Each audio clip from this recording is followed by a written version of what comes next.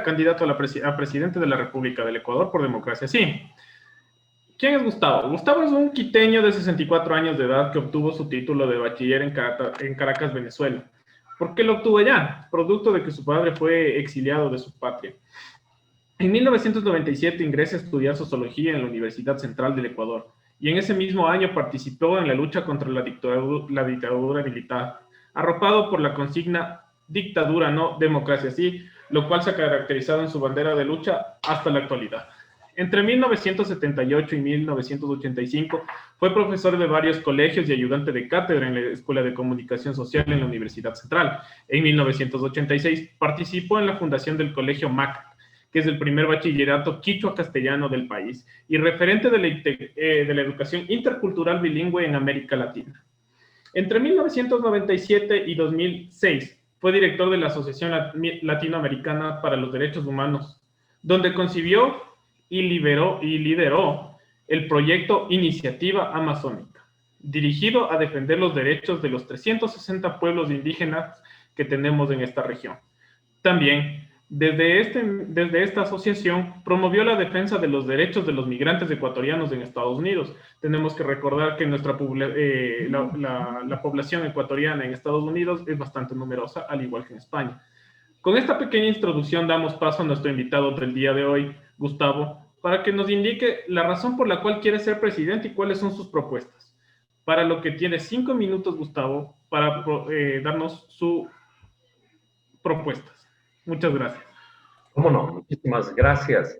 En sí, realmente lo que hay que hacer es una pequeña síntesis. Diría, primero hay que enfrentar la parte principal problema social, económico del país, el principal problema sanitario, de educación pública, de educación general, y de economía y de la salud. La situación de desempleo, cierre y quiebra de miles de micro, pequeñas, medianas y grandes empresas ha generado una pérdida de más de 300.000 puestos de trabajo. Por lo tanto, la prioridad es inmunizar a la población. Ahí, desde luego, el uso de la mascarilla, el distanciamiento social ayuda y hay que insistir en esta medida. Y la otra, desde luego, la vacunación masiva. No hay otro instrumento que permita volver a la recuperación plena de las actividades sociales económicas del país. En este sentido, este es un primer aspecto. Claro, nosotros proponemos como objetivo central la compra de la vacuna y la vacunación inmediata de al menos 10 millones de ecuatorianos, que es la cifra técnica para la población esté inmunizada. El segundo aspecto tiene que ver ya con la crisis. Nosotros pensamos que es necesario construir un modelo de desarrollo económico y social que tenga como eje nuestras raíces económicas, sociales, culturales, y no inventos modelos de desarrollo, y diría yo, resueltos en ese sentido, pero sin que obedezcan a una línea histórica. Y así es como se ha manejado la economía y lo social en el Ecuador, con inventos tras inventos, fracasos tras fracasos. Tuvimos la sustitución de importaciones en los años 70, se crearon más o menos 70.000 puestos de empleo, se creó una industria de ensamblaje, importante desde luego, pero no nos lleva al desarrollo. En los años 80 se puso de moda el neoliberalismo y la apertura de mercados. Se abrieron algunos mercados, pero tampoco nos lleva al desarrollo. Después se puso de moda que había que tener fuerte intervención del Estado. Vino la fuerte intervención del Estado, tampoco nos lleva al desarrollo, aunque el Estado debe regular, no sobreintervenir, pero sí regular las relaciones económicas, sociales, culturales del país. Incluso se llegó a pensar que era posible competir como sociedad del conocimiento y fue otro fracaso. Por lo tanto, el futuro desde nuestras raíces, construir un modelo de desarrollo que tenga como eje la agricultura. Este es un país agrícola inmensamente rico por su biodiversidad y hay que fortalecer esa riqueza, mejorando el riego, el crédito, tecnificando, alineando la educación con la producción, también desde luego con el ambiente y la cultura de cada cantón, pero fundamentalmente con la producción. La educación vive de espaldas a la realidad social y a la realidad económica y productiva del país. Nuestro país, además de ser agrícola, es un país marino, comercializa pescado y atún desde hace miles de años, y ahí hay otra riqueza importante. Industrializar la pesca, industrializar la agricultura es un paso que se debió dar en los años 70, llevamos 50 años de atraso, hay que ir a la industrialización de esos productos, que son la fuerza de nuestra economía, que dinamizan el empleo. Son 850.000 unidades de producción agropecuaria que producen banano, café, cacao, maíz, hortalizas, fruta, granos, y es, diría, un potencial gigante. Ese potencial, a más de la producción industrial, artesanal, la construcción, parte de ella o la gran mayoría de ella dirigida al mercado interno, el transporte, el comercio. Pero para dinamizar el conjunto de la economía necesitamos fortalecer la producción agrícola y industrial, multiplicar las exportaciones, diría fundamental por una sencilla razón. Un producto cualquiera, el cacao. El cacao no elaborado frente al cacao procesado y el chocolate, el precio del chocolate es 12 veces mayor al cacao.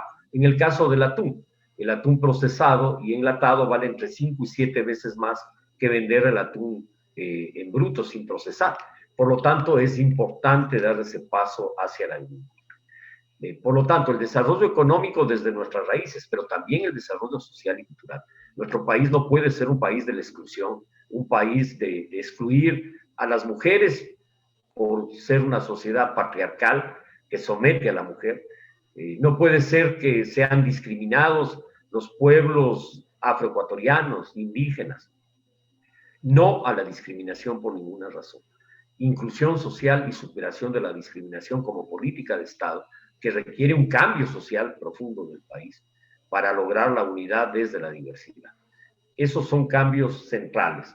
Y finalizo diciendo que la educación requiere una reforma de fondo porque no sirve para absolutamente nada. Tú puedes cerrar todo el sistema de colegios del país y el país sigue viviendo y produciendo como que no pasará nada. La educación no está vinculada ni a la formación en valores humanos, ni a la salud preventiva. No está formada para la armonía con la naturaleza ni la armonía con los seres humanos, entre los seres humanos. Y no está formada para hacer nuestro país un emporio productivo y además superar estas grandes lacras sociales como son la descomposición de familias, la drogadicción, el alcoholismo, los problemas que sufren cientos de miles de familias ecuatorianas, la pobreza extrema, que para superar la pobreza y la pobreza extrema es necesario superar y erradicarla, es necesario un modelo de desarrollo económico y social. Nosotros decimos hay que construir una autopista de desarrollo económico y social y eso es urgente. No podemos esperar 3 o 4 generaciones más. El país no puede seguir viviendo con los niveles de pobreza agudizados además con la pandemia que ha generado más desempleo y más pobreza. 700.000 plazas de empleo se han perdido y hay que recuperarlas. En síntesis, diría yo, menciono esto, pero desde luego, política ambiental, no podemos pensar en que el futuro tiene que manejarse con la tecnología contaminante, contribuir y avanzar al uso de tecnologías limpias, tanto en la movilidad como en la industria, y a manejar la agricultura con agricultura orgánica y no química. Hay que hacer cambios que son cambios además, procesos, no sucesos, no son un decreto que cambia la realidad, es una realidad que hay que cambiarla día a día con un trabajo desde el Estado y desde la sociedad. Muchas gracias. Muchas gracias, Gustavo. En ese sentido, vamos a empezar nuestras rondas de preguntas, por lo cual nos habían hecho llegar una pregunta por interno desde un principio, y la cual es, a usted se lo vinculó con las FARC. Respecto de eso, hemos visto ya varias explicaciones suyas a través de varios medios. Entonces quisiéramos que nos responda de dónde nació esto y cómo desmentirlo. A ver, esto es una campaña sucia que intentó destruir mi imagen pública, una campaña que no ha parado hasta hoy. El hecho de que se pregunte eso en un diálogo sobre propuestas de gobierno te demuestra que la persecución sigue. Entonces se ha tratado de estigmatizarme. Porque yo soy un hombre de paz, he peleado por la democracia y los derechos humanos toda mi vida, desde muy temprana edad. He participado activamente en la lucha por la democracia, en la época de la dictadura militar y en la defensa de los derechos humanos. Yo participé en una misión internacional para la liberación de Clara Rojas, Consuelo Perdomo y el niño Manuel, como delegado del gobierno ecuatoriano en el año 2008. Como participaron 12 delegados de presidentes de 12 estados del mundo. Fue el Comité Internacional de la Cruz Roja el enlace con las FARC para liberar a los secuestrados. No se puede confundir, por lo tanto, una acción humanitaria con una acción de colaboración o ser parte de un grupo violento y armado. Yo soy un hombre de paz. Creo en los cambios sociales, eso sí. Creo en la justicia social, pero creo en la paz. Creo que hay que construir el futuro desde la paz, y la paz es el camino, no la violencia, ni siquiera la violencia verbal. En este sentido, diría, ese es el motivo del ataque, y ese ataque se produjo a partir del bombardeo a Angostura en el año 2008, marzo del 2008, en el que un campamento guerrillero que se había infiltrado dentro del territorio ecuatoriano fue bombardeado por tropas colombianas. En vez de que las tropas colombianas informen por los canales regulares, por lo tanto, a las propias Fuerzas Armadas, de que había un grupo armado en la frontera ecuatoriana que se había pasado de Colombia acá, para que sean las Fuerzas Armadas ecuatorianas las que le repelen, los procesen y apliquen la ley, decidieron invadir el territorio nacional y bombardear dentro de nuestro país. Esto produjo un conflicto internacional.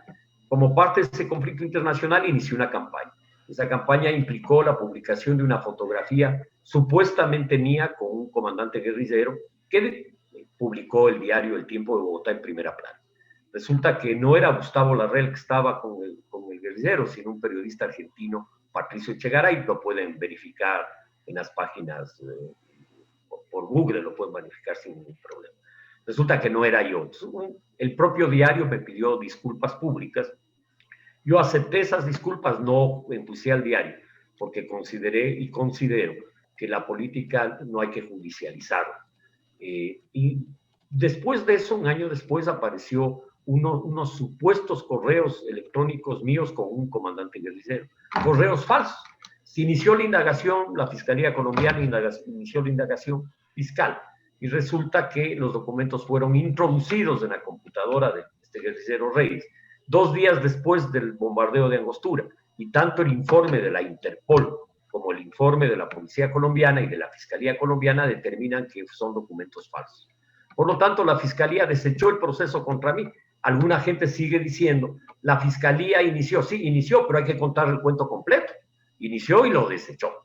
En este sentido, yo he sido víctima de una persecución que lleva ya desde el año 2009, realmente, porque el año 2008, cuando se produce el bombardeo, todavía no me perseguían, pero el año 2009 se desató una persecución a partir de mi ruptura con el gobierno de Rafael Correa. Y fue el correísmo el que lanza una campaña y una ofensiva permanente. Algunos sectores también de extrema derecha se embarcaron en el ataque del correísmo pensando que con eso le hacían daño al correísmo, le hacían daño a mí, no al correísmo.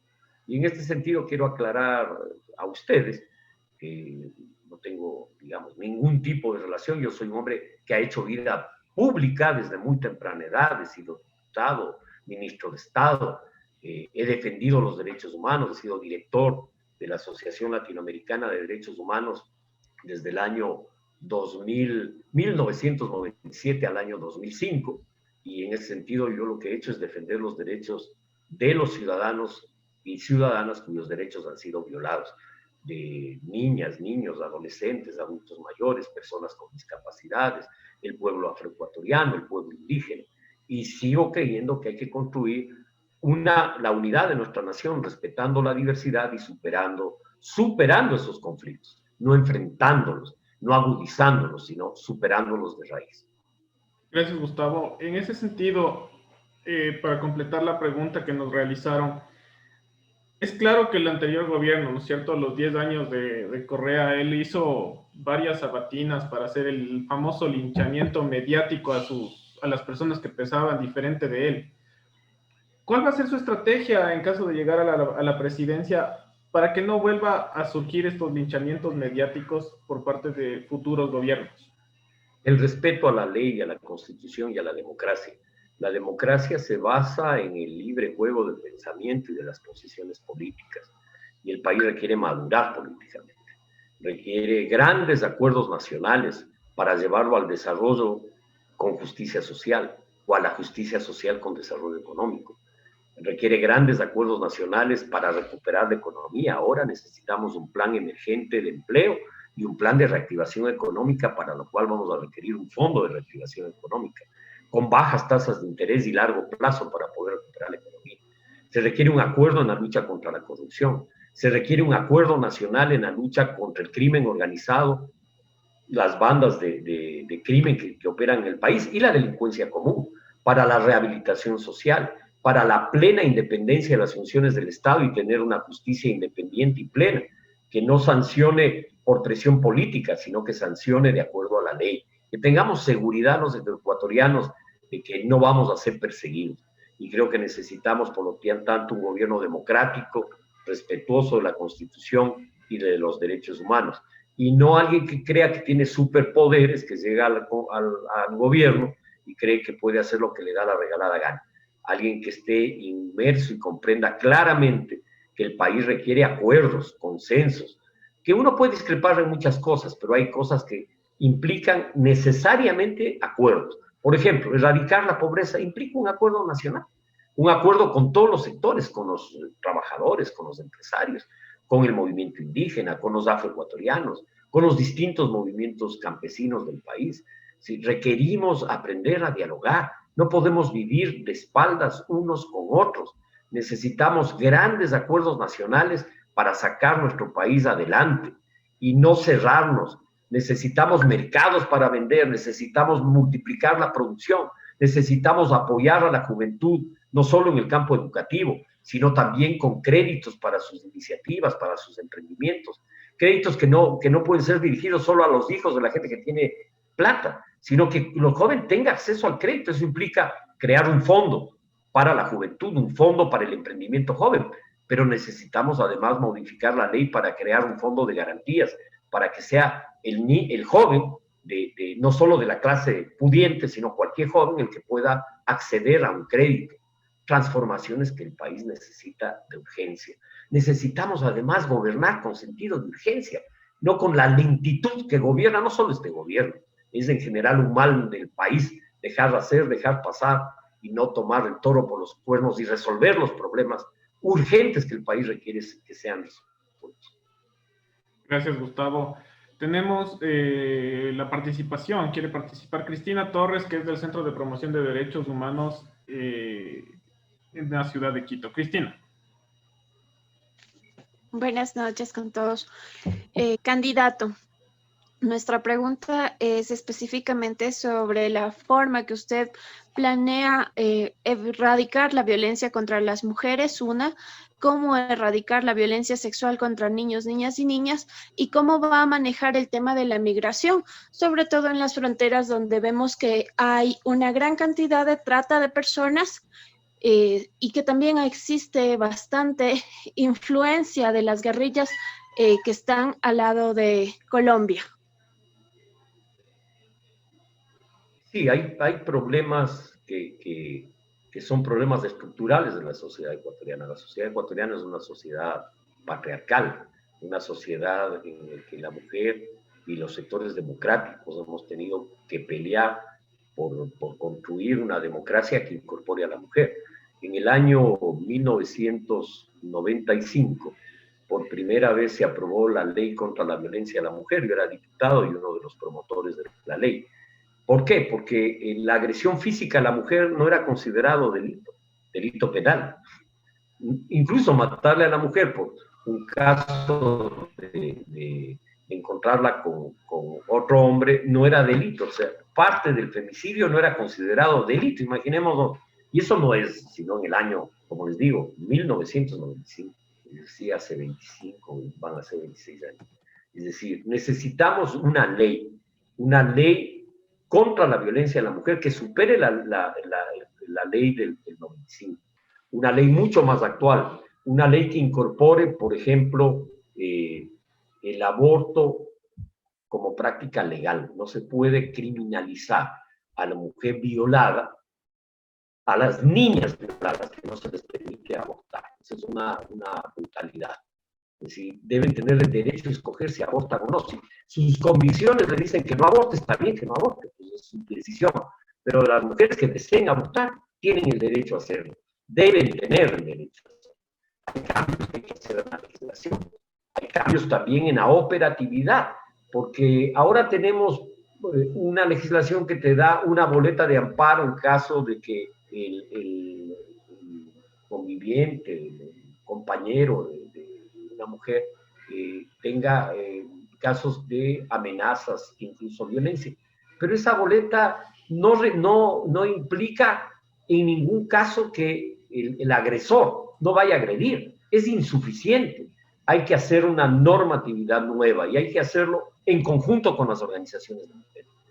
Hay que gobernar con el criterio de con los que se gobierna. No se puede hacer una legislación sobre mujeres sin la participación de las mujeres. No se puede hacer una legislación laboral sin la participación de los trabajadores y los empresarios. No se puede hacer una legislación sobre discapacidad sin la participación de las personas con discapacidad. Es decir, necesitamos tener un concepto mucho más amplio de participación de la ciudadanía en la toma de decisiones.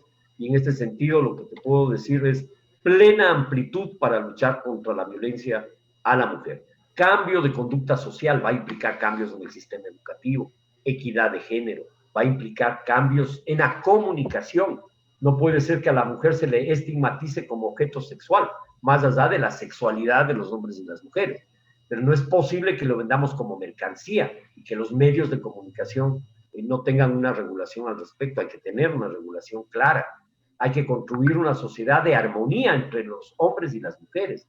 Y en este caso, en esta línea, te diría, hay problemas legales que hay que resolverlo, pero hay problemas de educación, de comunicación.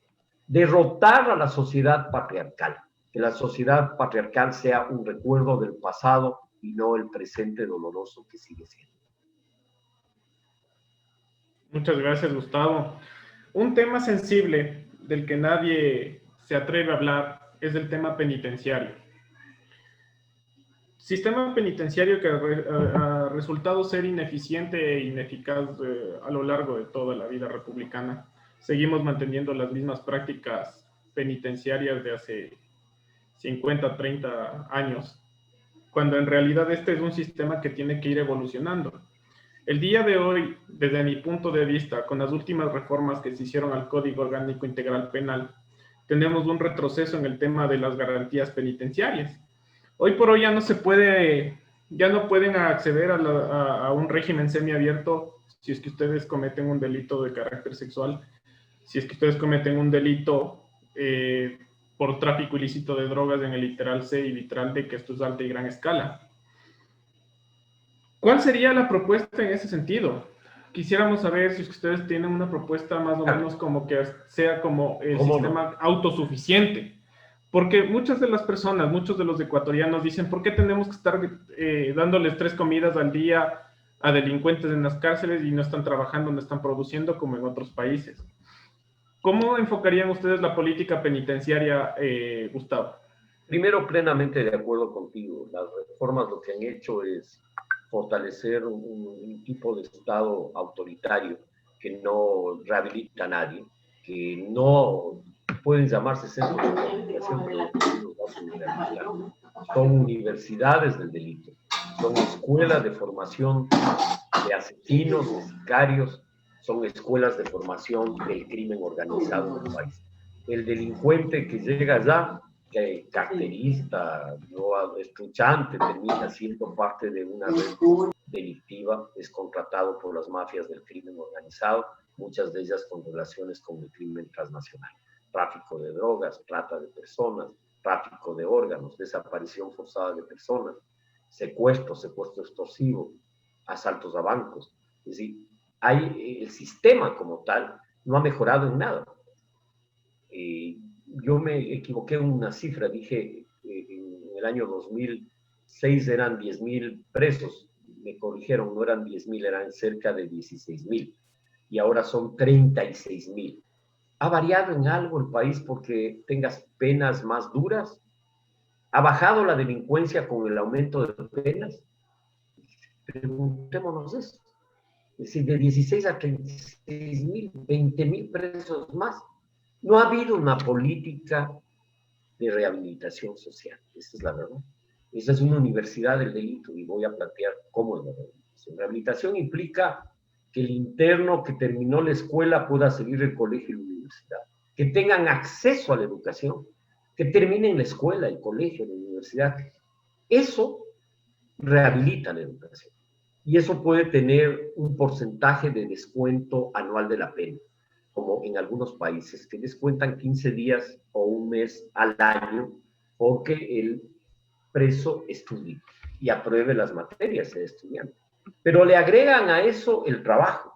Si el preso, además de eso, cumple actividades laborales, se incorpora a la vida laboral como debería ser. Por eso es que no podemos construir cárceles de bodegas de seres humanos, sino cárceles donde puedan estudiar, donde puedan trabajar, y ahora es imposible, no porque no hayan querido hacerlo, alguna vez lo quisieron, pero lo que hicieron es una barbaridad con las cárceles que iban a mejorar el sistema de rehabilitación, terminaron empeorando. Esa cárcel en la Tacunga, cárcel Rafael Correa, no le puso el nombre, no, se le olvidó ponerle el nombre Rafael Correa Delgado, así debería llamarse. Esa es una escuela de delito, no es un centro de rehabilitación.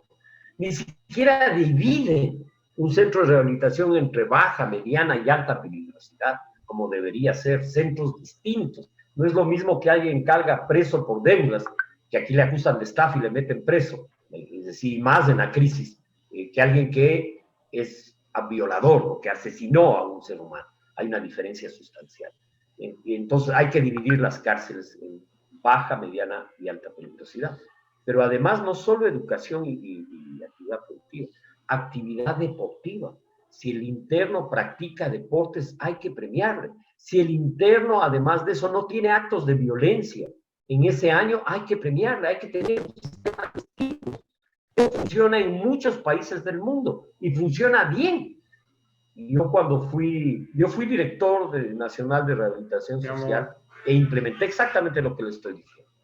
Mejoría por educación, quienes estudian, abrimos escuela, abrimos colegio, abrimos convenios con universidades, impulsamos la acción del trabajo, a quienes trabajamos estimulábamos el trabajo, estimulábamos la acción del deporte, quien hacía deporte una hora al día también tenía un premio, quienes no tenían actos de violencia tenían premio, quienes practicaban una actividad artística, quienes se integraban a un grupo de música, de teatro, de literatura, quienes en definitiva, o un grupo de pintura, de escultura, también tenían una rebaja. Entonces, claro, ese preso se dignifica, pues, y ahí tiene rehabilitación. No hay otra forma de rehabilitar. No existe, no se ha inventado otra.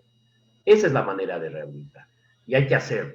Y para eso no se trata de regalarle puntos al interno porque cumplió 3 años, bajarle 1, sino estimular su rehabilitación dándole premios. Entonces sí tendrás rehabilitación, como lo tienes en algunos, no son muchos tampoco, pero sí 9 o 10 países donde sí hay sistemas de rehabilitación, que no son el palo, ni el agua fría, ni la tortura, sino que son sistemas reales de rehabilitación, donde quien sale de ese centro sale a laborar.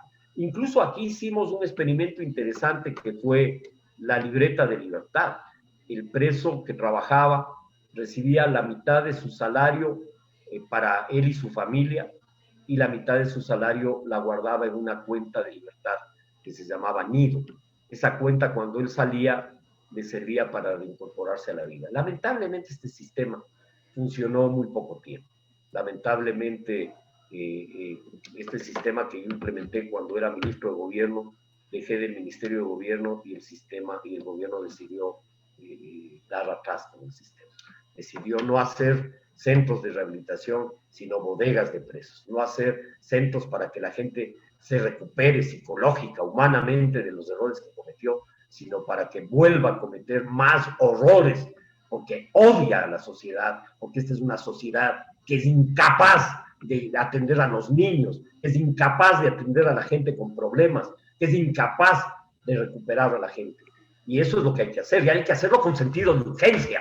No es un tema de que me siento a hablar mañana, hay que trabajar en eso con pasión, con gana, en eso y en todos los temas que el país requiere con urgencia. Disculpen la subida de tono, pero es un tema que me apasiona y me indigna.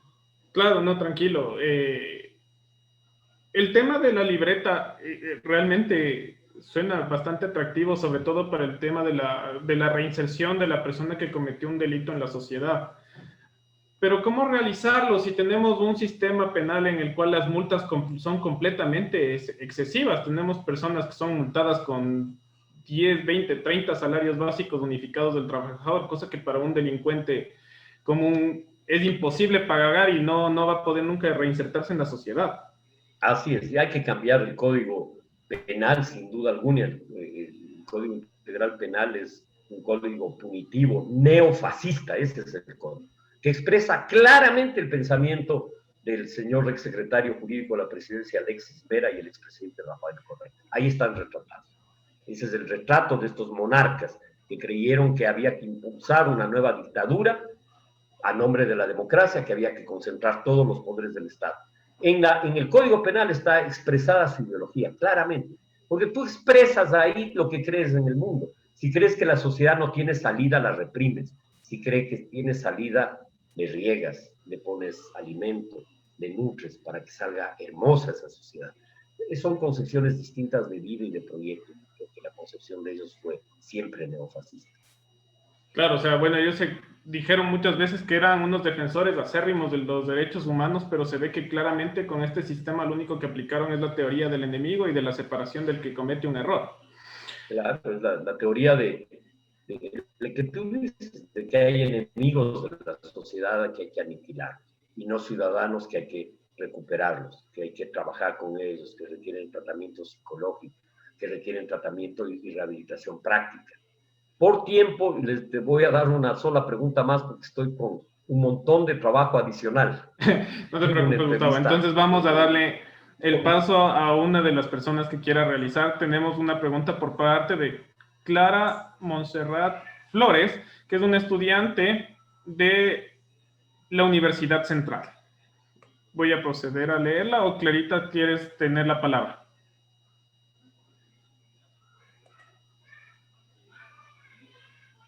Dice, como es de conocimiento público, usted no está de acuerdo con seguir los compromisos adquiridos con el FMI, el Fondo Monetario Internacional. ¿Cómo planea cubrir esa deuda? Tema económico. Es decir, el fondo ya renegoció, el Estado ecuatoriano con el fondo, está renegociado y los tramos de pago este año, el próximo año, son tramos relativamente bajos que no afectan el presupuesto general del Estado. El problema no está en la renegociación de plazo, el problema está en las medidas que sugiere el fondo. El fondo sugiere aumentar impuestos, y aumentar impuestos es recesivo. Y en un momento de crisis económica, lo que menos puedes hacer es medidas recesivas, porque va a haber recesión mayor. Lo que hay que hacer es medidas de reactivación económica. Por lo tanto, aumentar impuestos implicaría recesión. Yo no estoy de acuerdo en aumentar el IVA, creo que hay que mantenerlo. Y lo que hay que hacer es crear una cultura tributaria, que la gente pague el IVA. Ustedes saben porque hacen compras, y cuando van a hacer compras les preguntan, ¿quiere o no factura? Eso es normal que te digan. Es decir, y la gente dice, no, estoy de apuro, no me dé, o simplemente no me dé la factura. No todo el mundo exige la factura, pide la factura, porque no hay cultura tributaria. Por lo tanto, construir una cultura tributaria, que la gente pida la factura y que quien administra el negocio entienda que tiene que entregar la factura, le pidan o no le pidan, que es obligación entregarla. Y para eso hay dos formas de hacerlo. La una que es estimular que uno pida la factura. ¿Cómo estimulas eso? Con la lotería tributaria. Varios países del mundo la han aplicado hasta crear el hábito de pedir la factura. Mantener la lotería tributaria ayuda mucho, una lotería de premios, así de simple.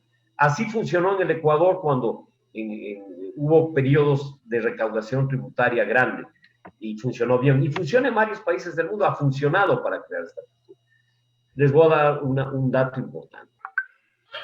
El Ecuador recauda algo menos del 17% del Producto Interno Bruto, del total de la economía, 17% del PIB, que es más o menos 100 mil millones de dólares, recauda el Ecuador en todos los impuestos. IVA, impuesto a la renta, exportaciones, importaciones de esos impuestos, aranceles, impuestos a los consumos especiales, etc. ¿Cuál es el promedio del mundo? Superior al 30%. Pero el Ecuador tiene muchos impuestos. Sí, la legislación ecuatoriana tiene más impuestos que otros países, pero cobra menos. ¿Por qué? Porque se vale.